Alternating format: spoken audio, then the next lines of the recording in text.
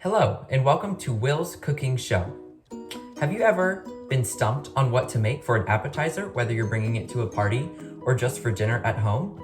Today, I have the answer for you. And the answer is guacamole. So, first, we are going to go over our list of ingredients that we need for this recipe.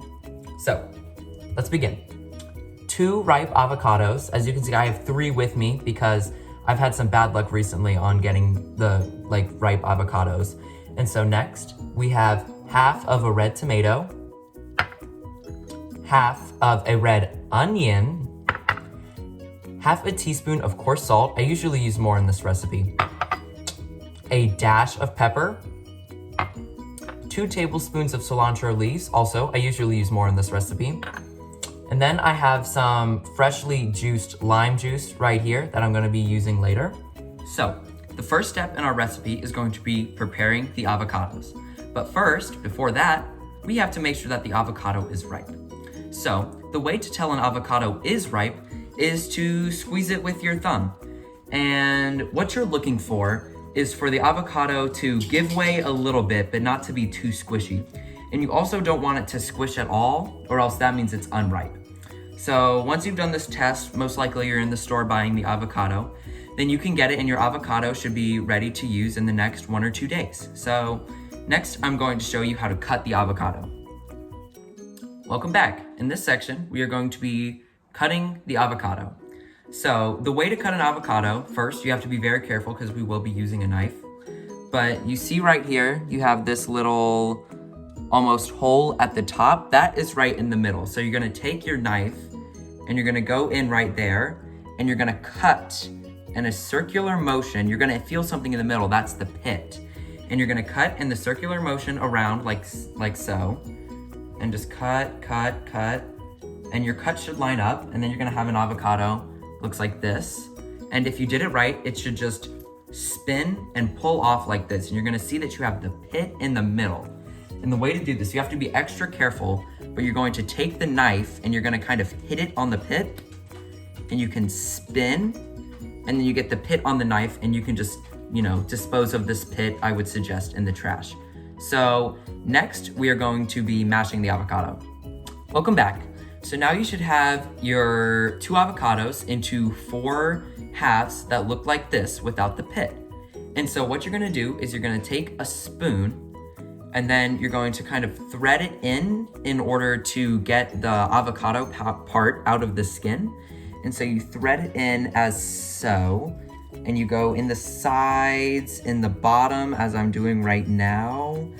And just once you're pretty good and you feel like it's all out, then it'll just, effortlessly fall out of the peel, and then you'll have a peel right here ready to just dispose of. So next, we are going to be mashing the avocado. Welcome back. So now we will be mashing the avocados that we just peeled. So what I usually use to do this is a pastry cutter. Already has some avocados on it because I've been mashing. But this usually works better than what they'll usually tell you to use, which is a fork, but that does work just fine. So basically you'll just do your typical mashing procedure on the avocados in the bowl. But something cool about guacamole is that it has a lot of different consistencies. Like you can get chunky guacamole, which is where you don't mash it as much, or you can get fine guacamole where it's pretty much very, very mashed and there aren't many chunks. So what I usually like to do is to find a nice middle ground between chunky and fine guacamole, and I just mash until I find that consistency. Now that you have your avocados mashed, they should look a little bit like this.